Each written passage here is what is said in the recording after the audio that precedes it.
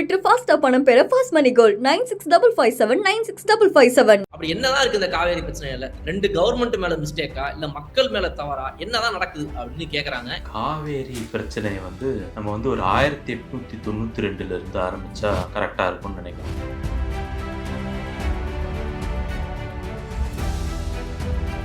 தமிழ்நாட்டில் மேட்டூர் டேம் கட்டுறாங்க, அங்க கிருஷ்ணராஜ சாகர் கட்டுறாங்க. இதெல்லாம் 1930s டைம்ல இந்த டேம்லாம் கட்டி முடிக்கிறாங்க. ஸோ நீங்களும் ரிசர்வாயர் வச்சுக்கோங்க, நாங்களும் ரிசர்வாயர் வச்சுக்கிறோம். ஆனாலும் வேற டேம்லாம் கட்டுறதுக்கான பர்மிஷனோ இதுவோ கிடையாது. ஃபார் நெக்ஸ்ட் 50 இயர்ஸ் இந்த அக்ரிமெண்ட் இருக்கும். அப்புறம் 50 வருஷம் கழிச்சு புது ரூல்ஸ் படி நீங்க திரும்பவும் இந்த அக்ரிமெண்ட்டை புதுப்பிச்சுக்கணும் அப்படின்னு சொல்றாங்க. இது எப்ப 1924ல 50 வருஷம்னா என்ன வருஷம் வரும்? 1974. இப்போ 74ல யார் இங்க தமிழ்நாட்டுல ரூல் பண்றாங்க?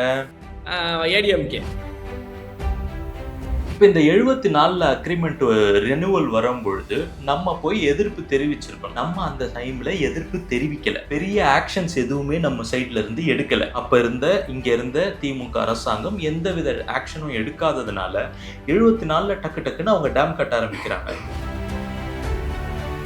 1954ல சொல்றேன். அப்ப காங்கிரஸ், அப்ப காமராஜர் ஐயா இருக்கக்கூடிய காலகட்டத்தில் ஏன் காமராஜருக்கு அப்புறம் டேம் கட்டலைன்னு கேட்பாங்கல்ல. நாங்களா டேம் கட்டல, நாங்கள் நிறைய டேம் கட்டியிருக்கோம்னு இவங்களும் கதை விடுவாங்கல்ல. ஆனால் காவேரியில் மேஜர் டேம்ஸ் அவங்க பீரியட்ல கட்டினது தான். அதுக்கப்புறம் இவங்க எந்த டேமுமே நம்ம கட்டவே கிடையாது.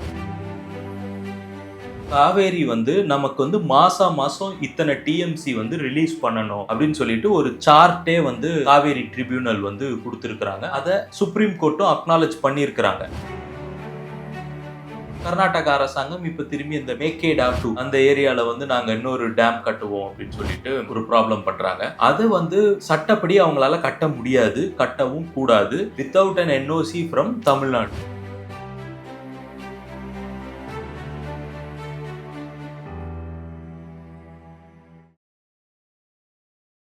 கலர் கண்ணாடி நேயர்களுக்கு வணக்கம். என்று நம்மோடு இணைந்திருப்போம் டாக்டர் ராஜசேகர். வணக்கம். வணக்கம்.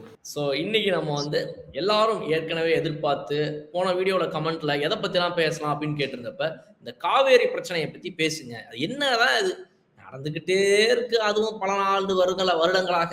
அப்படி என்னதான் இருக்கு இந்த காவேரி பிரச்சனையில? ரெண்டு கவர்மெண்ட் மேல மிஸ்டேக்கா இல்ல மக்கள் மேல தவறா என்னதான் நடக்குது அப்படின்னு கேட்குறாங்க. ஸோ அதை பற்றி பேசலாம் அப்படின்னு நினச்சோம். சொல்லுங்க, காவேரி பிரச்சனையை பற்றி எங்கேருந்து ஆரம்பிச்சா கரெக்டாக இருக்கும்? காவேரி பிரச்சனை நம்ம ஒரு 1892 இருந்து ஆரம்பிச்சா கரெக்டாக இருக்கும்னு நினைக்கிறேன். 1892, அதாவது பிஃபோர் இண்டிபெண்டன்ஸ் பிரிட்டிஷ் ரூலில் இருக்கும்பொழுது மைசூர் சமஸ்தானம் தனி, மெட்ராஸ் பிரசிடென்சி தனி. இப்போ இந்த மெட்ராஸ் பிரசிடென்சிக்கும் மைசூர் சமஸ்தானத்துக்கும் ஒரு அக்ரிமெண்ட் போடுறாங்க. காவேரி நீர் மெட்ராஸ்க்கு வரணும் அப்படிங்கிறதுக்காக ஒரு அக்ரிமெண்ட் போடுறாங்க. அவங்க அணையெல்லாம் கட்டக்கூடாது, தடுக்கக்கூடாது. கீழே இருக்கக்கூடிய ஸ்டேட்டுக்கு தான் இதில் முழு உரிமை இருக்குது அப்படிங்கிறத ஒரு விஷயமா கொண்டு அக்ரிமெண்ட்லாம் சைன் பண்ணுறாங்க. அது 1892ல். ஸோ அப்போ இருந்த டிஸ்பியூட் அப்போதைக்கு ஓவர், ப்ராப்ளம் சால்வ். மைசூர் சமஸ்தானம் நினைச்சாலும் அங்கே டேம் கட்ட முடியாது without the permission of Madras presidency அப்படிங்கிறது தான் அந்த அக்ரிமெண்ட்டோட ஸ்டேட், அந்த ஒப்பந்தத்துடைய ஸ்டேட்மெண்ட் ஒன் லைனில் சொல்லணும்னா. அதுக்கப்புறம் என்ன ஆகுது? 1924ல் ஒரு புதிய ஒப்பந்தம் போடுறாங்க. இப்போ ஸ்டேட்ஸாக பிரிஞ்சிடுச்சு, எல்லாமே ஸ்டேட்ஸ் ஆயிடுச்சு. அதே பிரசிடென்சி இருக்குது, பிரிட்டிஷ் ரூல் இருக்குது. அப்போ 1924ல் திரும்ப ஒரு புதிய ஒப்பந்தம் போட்டு 2 ஸ்டேட்லேயும் ஒரு டேம் கட்டுறாங்க. தமிழ்நாட்டில் மேட்டூர் டேம் கட்டுறாங்க, அங்கே கிருஷ்ணராஜ சாகர் கட்டுறாங்க கர்நாடகாவில். இதெல்லாம் 1930s டைமில் இந்த டேம்லாம் கட்டி முடிக்கிறாங்க. ஸோ நீங்களும் ரிசர்வாயர் வச்சுக்கோங்க, நாங்களும் ரிசர்வாயர் வச்சுக்கிறோம். ஆனாலும் வேற டேம்லாம் கட்டுறதுக்கான பர்மிஷனோ இதுவோ கிடையாது. ஃபார் நெக்ஸ்ட் 50 இயர்ஸ் இந்த அக்ரிமெண்ட் இருக்கும். அப்புறம் 50 வருஷம் கழிச்சு புது ரூல்ஸ் படி நீங்கள் திரும்பவும் இந்த அக்ரிமெண்ட்டை புதுப்பிச்சுக்கணும் அப்படின்னு சொல்கிறாங்க. இது எப்போ? 1924ல். 50 வருஷம்னா என்ன வருஷம் வரும்? 1974. இப்போ 74ல் யார் இங்கே தமிழ்நாட்டில் ரூல் பண்ணுறாங்க? ஏடிஎம்கே கட்சி அப்போ தான் உருவாகி இருக்குன்னு நினைக்கிறேன். ஏடிஎம்கே 74 இல்லையா? ஸோ அப்போ வந்து இங்கே இருந்த டிஎம்கே கருணாநிதி அவர்களுடைய தலைமையில் இருக்கக்கூடிய டிஎம்கே ஆட்சியில் இருக்கிற டைம் இந்த 1974.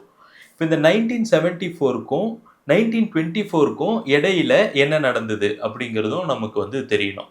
அதுக்கு காவேரினா என்ன, ஆரிஜின் வந்து எங்க இருந்து அப்படின்னு நமக்கு தெரியணும். காவேரியை வந்து நம்ம வந்து பெரினியல் ரியர், வற்றாத நதி அப்படின்னு சொல்றோம். வற்றாத நதி ஆர் பெரினியல் ரிவர் அப்படின்னா என்னன்னா வருஷம் ஃபுல்லா தண்ணி இருக்கக்கூடிய நதி. அதுதான் வந்து வற்றாத நதி. தமிழ்நாட்டில், இந்தியாவில் ஒரு சில நதிகள் மட்டும்தான் அந்த மாதிரி இருக்காங்க.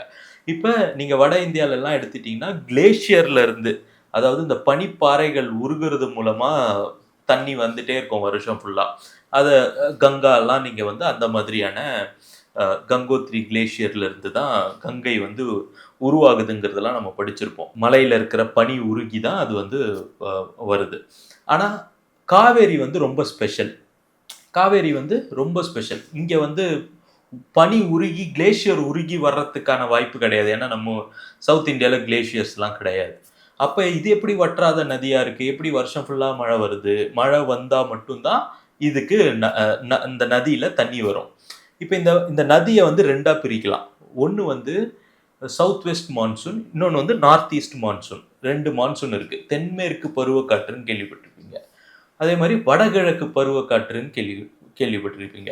இந்த தென்மேற்கு பருவக்காற்றுங்கிறது அந்த பக்கம் அரேபியன் சி பக்கம் மழை பெய்யும். அதுதான் வந்து தென்மேற்கு பருவக்காற்று. வெஸ்டர்ன் காட்ஸில் அடிபட்டு அங்கே மழை பெய்யுறது வந்து சவுத் வெஸ்ட் மான்சூன். இந்த சவுத் வெஸ்ட் மான்சூனில் கர்நாடகா, அந்த குடகு மலை அந்த ரீஜனில் வந்து உருவாகிற காவேரி அங்கேருந்து அப்படியே வந்து தமிழ்நாட்டுக்குள்ளே வர்றது. அதுக்கப்புறம் தமிழ்நாட்டுக்குள்ளேயும் காவேரிக்கான நதிகள் வந்து உருவாகும். நொய்யல், அமராவதி, பவானின்னு ஒரு 3 பிரான்ச் வந்து தமிழ்நாட்டுக்குள்ளேயும் வந்து உருவாகுது. தமிழ்நாட்டுக்குள்ளேனா கேரளா பார்டரு, தமிழ்நாடு இந்த ஏரியாவில் வந்து உருவாகி தமிழ்நாட்டுக்குள்ளேயே ரன் ஆகிற ட்ரிபியூட்ரிஸ் இதெல்லாம் காவேரியோடது. கர்நாடகாவிலேருந்து வர்றது அந்த மெயின் காவேரி, அந்த தலா காவேரியிலேருந்து அப்படி வர்றது மெயின் காவேரி அங்கேருந்து தமிழ்நாட்டுக்குள்ளே வந்து பாசனத்துக்கு பயன்படுறதுக்கு வர்றது. இப்போ இந்த காவேரியோடைய பயன்பாட்டுக்கு, காவேரியோடைய டோட்டல் யூசேஜை வந்து எப்படி பிரிக்கிறாங்கன்னா, கிட்டத்தட்ட 720-730 டிஎம்சி வந்து காவேரி வந்து ஒரு வருஷத்தில் ப்ரொடியூஸ் பண்ணக்கூடிய வாட்டர், கேரி பண்ணக்கூடிய வாட்டர். இதில் வந்து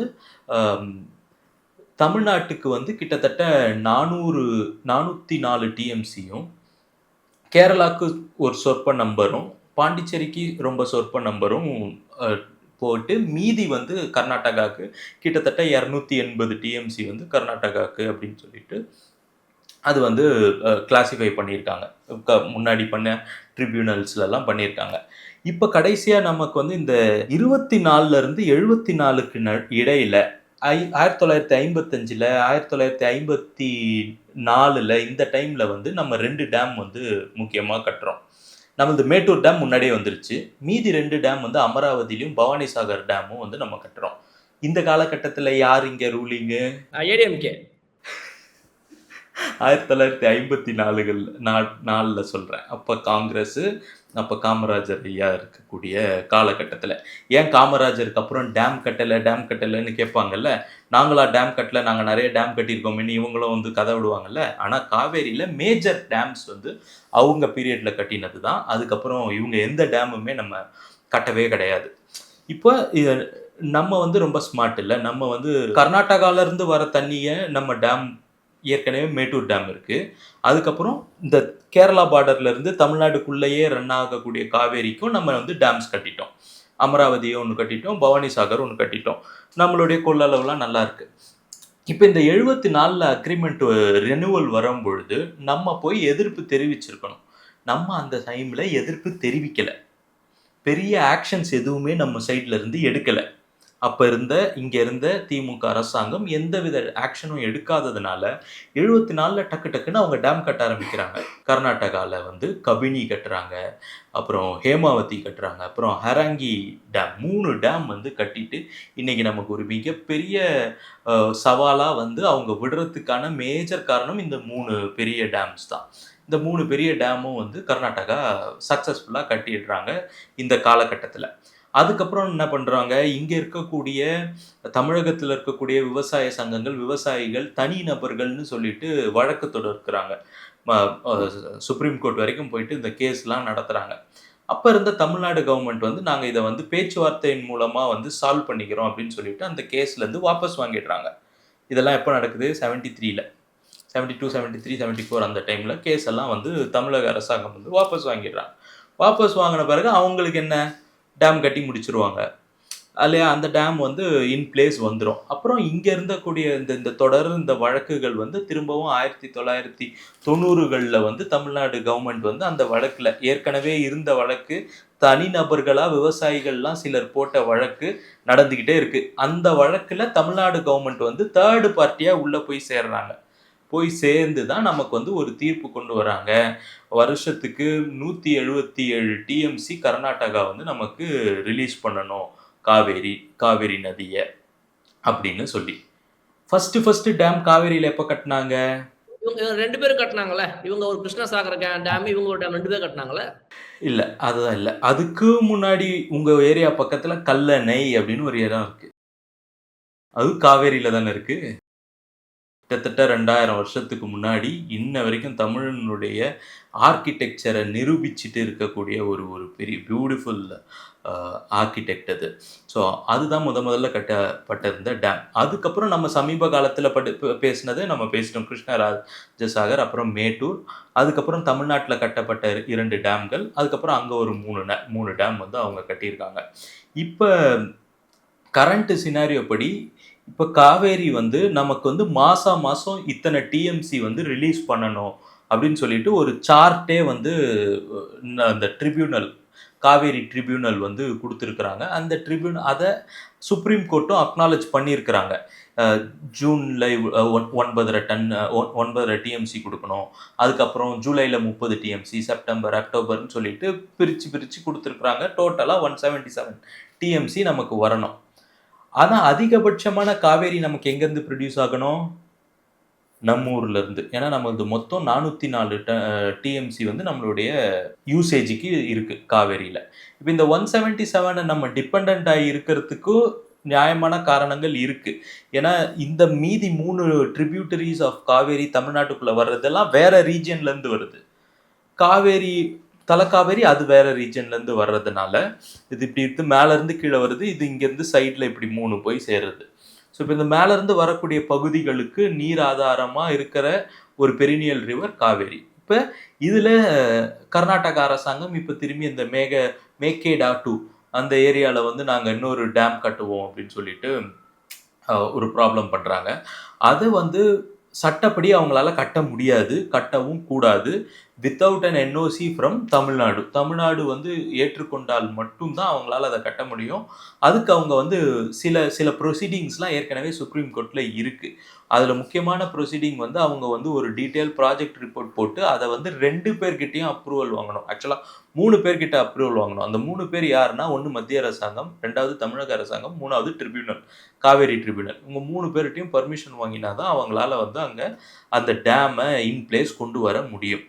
நமக்கு இப்போ அந்த டேமை கட்டுறது ஒரு பெரிய ப்ராப்ளமா அப்படிங்கிறது எனக்கு வந்து அவங்க அந்த அளவுக்கு இறங்கி போவாங்களா அப்படிங்கிறது எனக்கு தெரியல. ஏன்னா இது அவங்க டேம் கட்டணும்னா அது வந்து இட்ஸ் அ பிக் ப்ராப்ளம். ஏன்னா சுப்ரீம் கோர்ட்டோடைய ஆர்டர் ஏற்கனவே ஸ்டாண்டிங்கில் இருக்குது.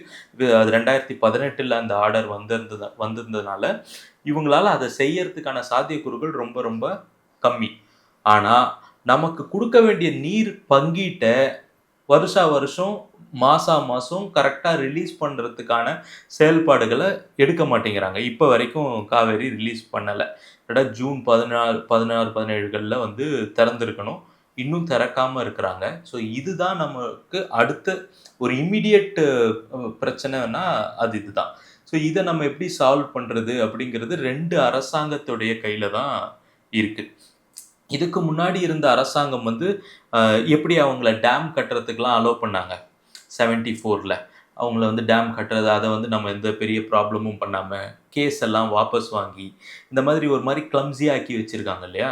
இனிமே வரப்போகிற காலகட்டத்தில் நம்மளுடைய ஸ்டாண்ட் ரொம்ப தெளிவாக இருக்குது. சுப்ரீம் கோர்ட்லேயும் சரி, ட்ரிபியூனல்லையும் சரி. அதையே நம்ம இப்போவும் ரீசெண்டாக டிவிகே கவர்மெண்ட் வந்த பிறகும் ஒரு யுனானிமஸ் ரெசல்யூஷனும் தமிழ்நாடு அசம்பிளிலேருந்து பாஸ் பண்ணியிருந்தாங்க. எல்லா கட்சியும் வந்து அதை ஏற்றுக்கிட்டாங்க. ஆமாம், அவங்க டேம் கட்டக்கூடாது அப்படிங்கிற ஒரு பாயிண்ட்டை வந்து கொண்டு போயிருக்காங்க. ஸோ இதை மத்திய அரசாங்கத்துக்கிட்ட கொண்டு போய் சுப்ரீம் கோர்ட்டில் கொண்டு போய் நம்ம வந்து நமக்கு வேண்டிய நீர் ஆதாரத்தை வாங்க வேண்டிய கடமை வந்து தமிழ்நாடு கவர்மெண்ட்டையே தான் சாரும். அவங்க மனசாட்சி இல்லாமல் நடந்துக்கிறாங்க, அவங்க அதெல்லாம் ரெண்டாவது பட்சம். ஆனால் நம்மளுடைய உரிமைகளுக்கு நாம் குரல் கொடுத்து ஒன்றாக சேர்ந்து அதை கேட்கும் பொழுது தான் அது நமக்கு கிடைக்கும்.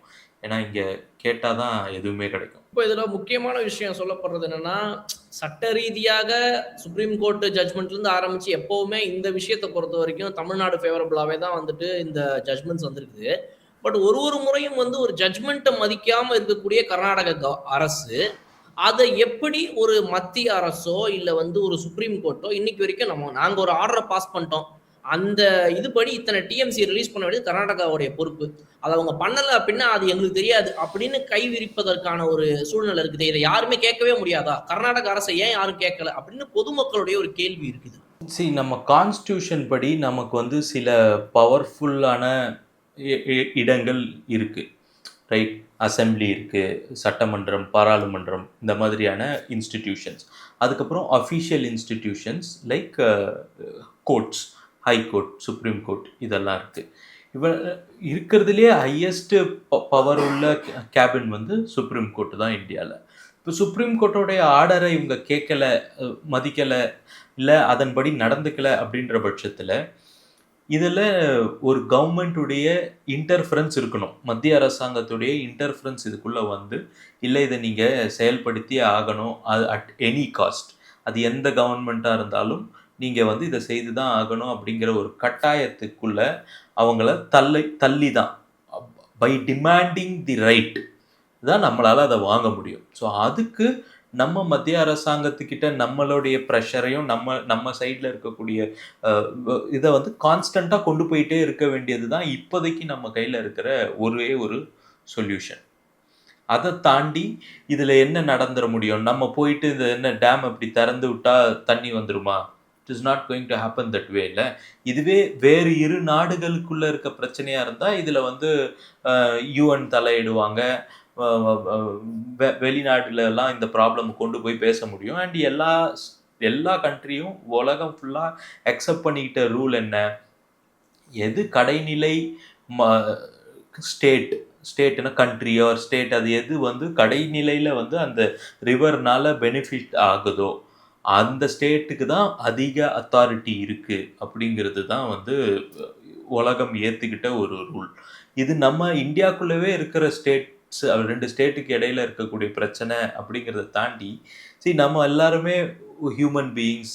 அங்கே இருக்கிற மாதிரியான விவசாயம் இங்கேயும் இருக்குது, அதே மாதிரியான விவசாயிகளுக்கான பிரச்சனைகள் இங்கேயும் இருக்குது அப்படிங்கிற ஒரு புரிதல் வந்து ரெண்டு அரசியல் தலைவர்களுக்கும் ரெண்டு ஆட்சியாளர்களுக்கும் இருக்கணும். ஏதோ ஒரு ஈகோக்காக, ஒரு பொலிட்டிக்கல் மைலேஜுக்காக சும்மா ஒரு விதண்டாவாதம் பண்ணுறதோ, ஒரு எனிமிட்டியை கிரியேட் பண்ணுறதோ வந்து this is not going to serve us anyway. நம்ம வந்து ஒரு ப்ரொக்ரெசிவான, ஒரு கன்ஸ்ட்ரக்டிவான ஒரு கட்டத்துக்கு நம்ம நகரணுமே தவிர இன்னும் இதே மாதிரி பண்ணிட்டு இருக்கிறது வந்து it is of no use. இங்கே இருக்கக்கூடிய விவசாயிகள் வந்து ஆமாம் அங்கேருந்து வர காவேரியை நம்பி தான் இருக்காங்க. ஏன் அப்படின்னா அங்கே வந்து 55% மழை வந்து அங்கே தான் வருது, 55% காவேரி அங்கே தான் உற்பத்தி ஆகுது. மீதி 40% தான் தமிழ்நாட்டில் ப்ரொடியூஸ் ஆகுது, கேரளாவில் கொஞ்சம், பாண்டிச்சேரியில் கொஞ்சம் ப்ரொடியூஸ் ஆகுது. அண்ட் நம்ம சைடு நம்ம செய்ய வேண்டிய வேலைகளையும் நம்ம செய்யணும் இல்லையா? கடைசியாக நம்ம வந்து 54, 56 வாக்கில் தான் 2 டேம் இங்கே கட்டியிருக்கோம், அமராவதிலையும் பவானி சாகர்லையும். அதுக்கப்புறம் நம்ம என்ன பண்ணியிருக்கோம், நம்ம வந்து நதியை சுரண்டி இருக்கோம், மணலை அதிலிருந்து எடுத்திருக்கிறோம், இயக்கப்பட்ட மணலை எடுத்து. இந்த மாதிரி நம்ம கிட்ட இருக்கக்கூடிய நீர்நிலை மேம்படுத்திற்கான செயல்பாடுகளையும் நம்ம செய்திருக்கணும். அதே நம்ம வந்து இத்தனை வருஷமா நம்ம வந்து சரியா செய்யலை. அதுவும் ஒரு மிகப்பெரிய காரணம். எஸ், கர்நாடகா பண்ணுறது தப்பு தானா? கண்டிப்பாக தப்பு, 100% தப்பு. அதில் வந்து எந்த மாற்று கருத்துமே கிடையாது. ஆனால் நம்ம என்ன பண்ண முடியும் இதில்? ஒரு மாநில அரசாங்கமாக நம்ம வந்து அவங்கள எதிர்பார்த்து நிற்கிறோம் இல்லையா? நம்ம இதில் என்ன பண்ண முடியும்? சார் அதை ரிலீஸ் பண்ணுங்க சார், இது எங்களுடைய ரைட் அப்படின்னு நம்ம கேட்கலாம்.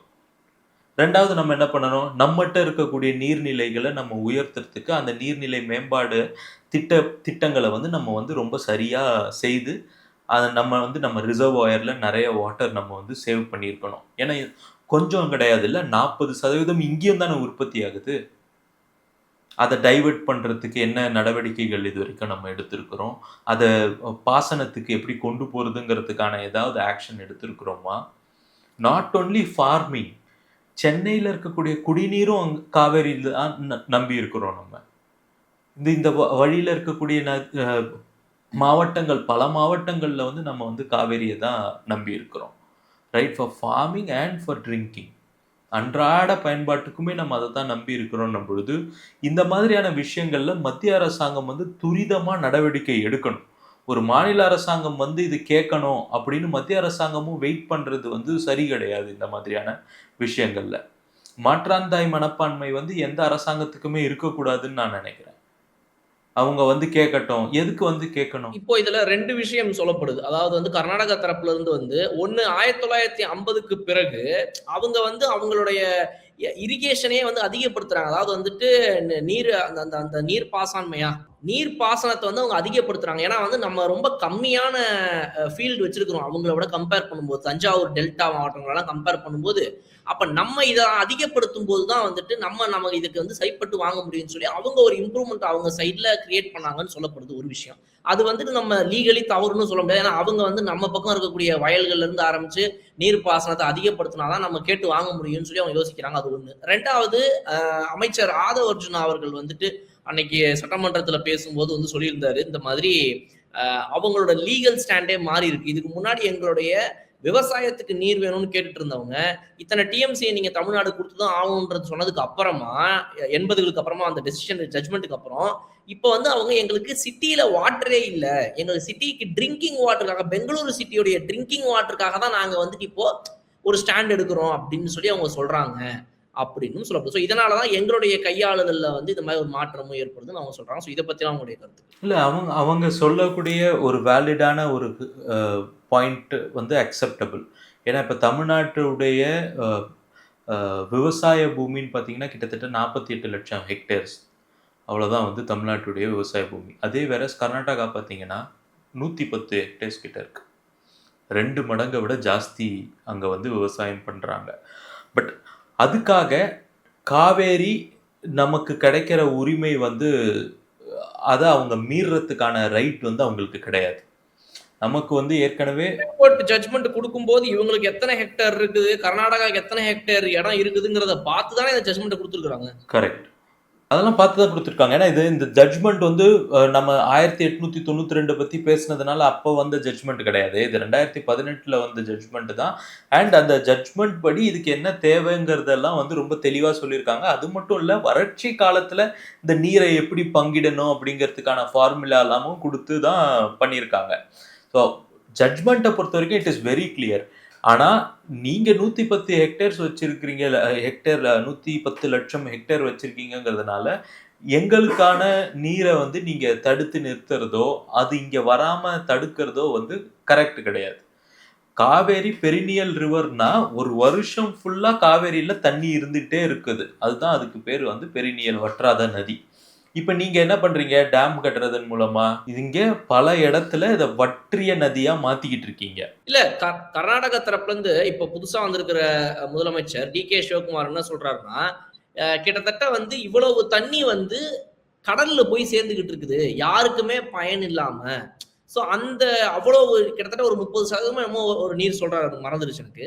ஸோ அது வந்து அவ்வளோ தண்ணி வந்து கடலில் போய் கலக்குது, யாருக்கும் பயன்படாமல். அதை வந்து சேர்க்கறதுக்கு தான் நாங்கள் நினைக்கிறோமே தவிர தமிழ்நாடுக்கு போகிறத தடுக்கணும், அதை நாங்களே வச்சுக்கணுன்றது எங்களுடைய எண்ணம் கிடையாது இந்த அணையை கட்டுறதன் மூலமாக அப்படின்னு சொல்றேன். அந்த மாதிரியான நடவடிக்கைகளை எடுக்க வேண்டியது கடைநிலை மாநிலம் தானே தவிர எங்க உற்பத்தி ஆகுதோ அந்த மாநிலம் கிடையாது. தடுக்கணும் அப்படின்னா, கடல்ல போகிறத தடுக்கணும்னா அது வந்து தமிழ்நாடு தான் பண்ணணும். அதுதான் நம்ம முன்னாடியே பேசும்பொழுது 55க்கு அப்புறம் 56க்கு அப்புறம் நம்ம எந்த டேமுமே காவேரியில கட்டல. மேஜர் டேம்ஸ் நம்ம கட்டல. சும்மா இந்த செக் டேம்ஸ் கட்டுறதெல்லாம் வந்து அதுல கணக்க வராது. மேஜர் டேம், நீர்நிலையை தேக்கக்கூடிய ஒரு அணை வந்து நம்ம கட்டலைங்கிறத வந்து நான் அதுக்கு தான் முன்னாடியே பதிவு பண்ணேன்.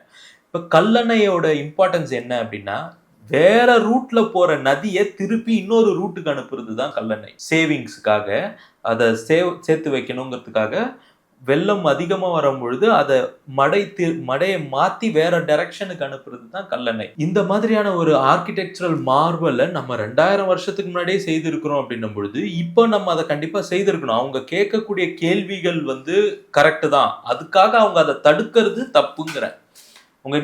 நீங்க 1000 கேள்வி கேட்கலாம். நீங்க இத்தனை வருஷத்துல நீங்க வந்து பெருசா டேம் எதுவும் கட்டல. நீங்க வந்து நீரை வந்து வேஸ்ட் தான் பண்றீங்க அப்படின்னு சொல்லிட்டு. இப்ப கர்நாடகா நமக்கு எப்ப தண்ணி குடுக்கும்? அங்க வெள்ளம் வந்தா தான் நமக்கு தண்ணி குடுக்கும். அங்க வந்து அதீத மழை பொழிஞ்சு அவங்களுடைய டேம்ஸோட கொள்ளளவு தாண்டிடும் பொழுது தான் நமக்கு அந்த உபரி நீரை தான் நமக்கு குடுக்குறாங்க. இதுவரைக்குமே அப்படிதான் குடுத்துக்கிட்டு இருக்காங்க. இப்ப அந்த உபரி நீரை கூட குடுக்க கூடாதுங்கிறதுக்காக தான் மேகேடாட்டுல வந்து அணை கட்ட நினைக்கிறாங்க. அதுதான் ரா ஃபேக்ட். ஏன்னா அங்கிருந்து வர எக்ஸஸ், மேட்டூர் டேம்ல இருந்து வரக்கூடிய எக்ஸஸ் தான் நமக்கு வருது. அந்த எக்ஸஸை கூட அவங்க வந்து அணை கட்டி தடுத்துடணும் அப்படின்னு நினைச்சாங்கன்னா, அடுத்த ஒரு 30-40 வருஷத்துல மேகேடாட்டு கட்டிட்டாங்கன்னா, அடுத்த ஒரு 30-40 வருஷத்துல இந்த ரீஜன் எல்லாமே வந்து ஒரு வறண்ட பூமியா, ஒரு வறட்சியான மாநிலமா மாறுறதுக்கான சாத்தியக்கூறுகள் ரொம்ப ரொம்ப ஜாஸ்தி. இதை வந்து கர்நாடகாவில் இருக்கக்கூடிய விவசாய குடும்பங்களே கூட ஏற்றுக்கொள்ள மாட்டாங்களா? ஏன்னா அவங்களும் விவசாயம் பண்ணக்கூடியவர்கள். அவங்கள நம்ம கேட்டோம்னா அவங்களே வந்துட்டு இல்லைங்க, எங்களை போல தமிழ்நாடுல விவசாயம் செய்யறவங்களுக்கும் தண்ணி போகணும், இங்க இருக்கிற எங்களுக்கும் விவசாயத்துக்கு தண்ணி வேணும், அவ்வளவுதாங்க, நாங்க இதை வச்சுக்கணும், தமிழ்நாடு கொடுக்கவே கூடாதுன்றது எங்க கிடையாது, என்ன கிடையாதுன்னு மக்களும் சொல்லுவாங்க. இது வந்து அரசாங்கத்தினுடைய பாலிட்டிக்கல் கேம் தான் நம்ம பார்க்கணும். கரெக்ட். இதுல இப்ப அவங்களுடைய பாயிண்ட் வந்து அதிகமா வரக்கூடிய காவேரி நீர் கடல்ல போய் சேரக்கூடாது அப்படின்னா, ஈக்கலாஜிக்கலா கடல்ல நீர் போய் சேரணும். அதுதான் ஈக்காலஜி, நேச்சருடைய இது வந்து விழுமியங்கள் வந்து மாறாம இருக்கணும்னா, அந்த சைக்கிள் வந்து தொடரணும்னா, கடல்ல நதி நீர் போய் சேர்ந்து தான் ஆகணும். அந்த முகத்வாரங்கள்லாம் அதுக்கு தான் உருவாகி இருக்கு. அதெல்லாம் இயற்கையுடைய, நமக்கு அதை பத்திலாம் அவ்வளவு ஈஸியா புரியாது. அங்க என்ன நடக்குது, அந்த முகத்வாரங்கள்ல இருக்கக்கூடிய ஈக்காலஜியே வேற, அங்க இருக்கக்கூடிய ஜியோகிராஃபி, ஈக்காலஜி எல்லாமே வேற. அங்க இருக்கக்கூடிய உயிரினங்கள், அதோடைய மாற்றங்கள், அது நடந்துட்டு இருக்கக்கூடிய இந்த வாட் யூ கால் இந்த ஜெனரேஷனல் மியூட்டேஷன்ஸ், இது எதுவுமே நமக்கு வந்து புரியாத நிறைய விஷயங்கள் இருக்கு. அதுக்காக அங்க போய் சேரணும். ஆனா ரொம்ப எக்ஸஸா போய் சேர்றது தான் உங்களுடைய கவலையா இருந்தா, அதுக்கான செக் டேமை கட்ட வேண்டியதோ இல்ல அதுக்கான மேஜர் டேமை கட்ட வேண்டிய கடமை வந்து தமிழ்நாட்டு கவர்மெண்ட் தானே தவிர கர்நாடகா அது கிடையாது. நீங்க ரெக்கமெண்டேஷன் ட்ரிபியூனலுக்கு கொடுங்க. இதுல அதிகமாக வந்து இந்த ட்ரிபியூனலையும் இந்த கோர்ட்டையும் நம்பி, முக்கியமா நம்ம ட்ரிபியூனலவே பார்த்துக்கலாம், ட்ரிபியூனல்ல போய் பார்த்துக்கலாம் அப்படின்னு தமிழ்நாடு நினைச்ச எடுத்த சில முடிவுகளும் தவறு. அவங்க வந்து அப்படி போயிருந்துக்க கூடாதுன்னு சில தரப்புல சொல்லப்படுது. ஆமா, நம்ம ட்ரிபியூனல் வந்து ஏற்கனவே ஒரு ஸ்ட்ராங்கான ரெக்கமெண்டேஷன்ஸ் கொடுத்துட்டாங்க. அதை சுப்ரீம் கோர்ட் அக்னாலேஜ் பண்ணிட்டாங்க.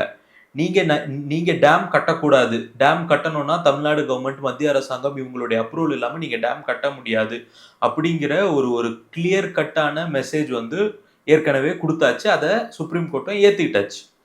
அதையும் தாண்டி வறட்சி காலத்துல அங்க எவ்வளவு தண்ணி இருக்கோ அதை ரிசர்வாயர்ல எவ்வளவு இருக்கு, எவ்வளவு மழை வரப்போகுது, எவ்வளவு மழை வந்திருக்குங்கிறதெல்லாம் கால்குலேட் பண்ணி தமிழ்நாடுக்கு எவ்வளவு நீர் பங்கிடணும் அப்படிங்கிறதையும் சொல்லியாச்சு. வறட்சி இல்லாத காலத்துல நார்மல் டேஸ்ல எப்படி நீரை பங்கிடணுங்கிறதையும் சொல்லியாச்சு. ஸோ இது எல்லாமே சொல்லிட்ட பட்சத்துல நம்ம திரும்பவும் ட்ரிபியூனலுக்கு போறோம் அப்படின்னா, this is going to take us to another big discussion, legal discussions வந்து திரும்பவும் முதல்ல இருந்து நடக்கும். இப்போ வந்து நம்ம வந்து நதி பங்கீடுக்கு வந்து நாங்க ட்ரிபியூனல் போல, மேகேடாட்டு கட்டலாமா வேணாமான்னு தான் நம்ம ட்ரிபியூனல் போறோம் அப்படின்னா, அந்த ட்ரிபியூனலோட ரிசல்ட் வரத்துக்குள்ள அவங்க மேகேடாட்டுல வந்து ஒரு அணை கட்டி முடிச்சிட்டாங்கன்னா என்ன பண்ணுவீங்க? சேம் வே 74, 79 எல்லாம் இவங்க ஒரு 3 அணை கட்டியிருக்காங்கல்ல. கர்நாடகாவுக்கு அது ஒன்றும் புதுசு இல்லை இல்லையா? நம்ம வந்து அதுக்கப்புறம் வந்து இல்ல நீங்க அணை கட்டினது தவறு, நீங்க வந்து நீர் பங்கிடுறதுலயே ட்ரிபியூனல் முடிஞ்சிடுச்சு, அணை கட்டுறது தவறானா அணையை வந்து ரிமூவ் பண்றதுக்கான எந்த விதமான ஆர்டரும் கவர்மெண்ட்டோ இல்ல கோர்ட்டோ கொடுக்கல. திரும்பவும் அதே மாதிரியான ஒரு ஸ்டேல்மேட்டான ஒரு சிச்சுவேஷனுக்கு நம்ம போய் நிக்க கூடாதுல்ல. ஸோ இவங்க சொல்லக்கூடிய இப்ப நம்ம இதுல கேட்கிறோம்ல, அதாவது வந்து இந்த பொலிட்டிக்கல் கெயின்ஸ்க்காக தான் இதெல்லாம் பண்றாங்க நெறைய இடங்கள்ல அப்படின்னு. அப்படி என்ன ஒரு ஆதாயம் கிடைச்சிற போகுது? அதாவது வந்து இரு ஸ்டேட் கவர்ன்மென்ட்டும் வந்து ஓகே எங்களுடைய ஆட்சி காலத்துல இருக்கும்போது தான்ப்பா இந்த காவேரி பிரச்சனைய நாங்க தீர்த்தோம் அப்படின்னு சொன்னா பெருமையா இருக்கும்னு தான் நினைப்பாங்க எந்த ஒரு அரசியல் கட்சியும். அப்படி இருக்கும்போது இவங்க இத தீர்க்காம வச்சிருக்கிறதுக்கு காரணமே வந்து இவங்க அரசியல் பண்றதுக்கு தான்ப்பா அப்படின்னு மக்களே பேசுறாங்கல்ல. அது என்ன அடிப்படையில பேசப்படுது? என்ன என்ன அரசியல் கெயின் இதுல கிடைக்குதுன்னு நினைக்கிறீங்க? இது இது வந்து அவுட் ஆஃப் ஒரு ஒரு பேராசை அப்படின்னு கூட நீங்க எடுத்துக்கோங்களேன். இப்ப காவேரியுடைய கர்நாடகால உற்பத்தி ஆகுற காவேரி கர்நாடகாவுக்கு சொந்தம் கிடையாது. அது ஓடக்கூடிய அத்தனை வழிக்கும் அது சொந்தம். அப்படின்னா அது பாண்டிச்சேரிக்கும் சொந்தம், தமிழ்நாட்டுக்கும் சொந்தம், கர்நாடகாவுக்கும் சொந்தம். இங்க உருவாகுற ஒரே ஒரு காரணத்தினால நீங்க அதை மொத்தமா அணை கட்டி வைக்கிறதுக்கு கர்நாடகா காவேரியை உருவாக்கல. காவேரியை உருவாக்குறது இயற்கை. உங்களுக்கு சவுத் வெஸ்ட் மான்சூன் வரணும், உங்களுக்கு வந்து இந்த பக்கம் நோடு ஜாஸ்தியா இருக்கணும், டெம்பரேச்சர் இந்தியன் ஓஷன்ல இருக்கிற டெம்பரேச்சர் கம்மியா இருக்கணும், இந்த பக்கம் இருக்கிற டெம்பரேச்சர் அரேபியன் சி பக்கம் இருக்கிற டெம்பரேச்சர் ஜாஸ்தியா இருக்கணும், அங்கிருந்து அந்த சவுத் வெஸ்ட் மான்சூன் வரணும். It's a whole lot of natural process which is happening. அந்த இயற்கை கொடுக்கக்கூடிய ஒரு வரப்பிரசாதத்தை நீங்க வந்து அது உங்க இடத்துல வர்றதுனால நீங்க அதுக்கு உரிமை கொண்டாடுறதே தப்பு. அது அவங்களாட்டும் நம்மளாட்டும், தமிழ்நாடு ஆகட்டும், கர்நாடகா ஆகட்டும், அதுக்கு நம்ம உரிமை கொண்டாடுறதே தவறு. அது காவேரிங்கிறது அது அங்கிருந்து உருவாகுறதுங்கிறதுனாலயே நீங்க நான் மொத்தத்தையும் அணை கட்டி நான் இங்கேயே வச்சுப்பேன் அப்படின்னு சொல்றது தப்பு. நீங்க அணை கட்டி வச்சிருக்கிறீங்க ஏற்கனவே, அதுல உங்களால நிறைய நீங்க விவசாயம் பண்றீங்க, வாழ்த்துக்கள். நிறைய விவசாய குடும்பங்கள் அதை நம்பி இருக்கிறாங்க. We accept that. காவேரி அதுக்கு தான் நான் முன்னாடியே சொன்னேன், காவேரி விவசாயத்துக்கு மட்டும் பயன்படல தமிழ்நாட்டுல. சென்னையில குடிக்கிறதும் காவேரியிலிருந்து வரக்கூடிய நீர் தான் நம்ம வந்து குடிநீரா பயன்படுத்திக்கிட்டு இருக்கோம். அன்றாட வாழ்க்கைக்கு தமிழ்நாட்டுல பெரும்பாலான மாவட்டங்கள் வந்து காவேரியை தான் நம்பி இருக்கு.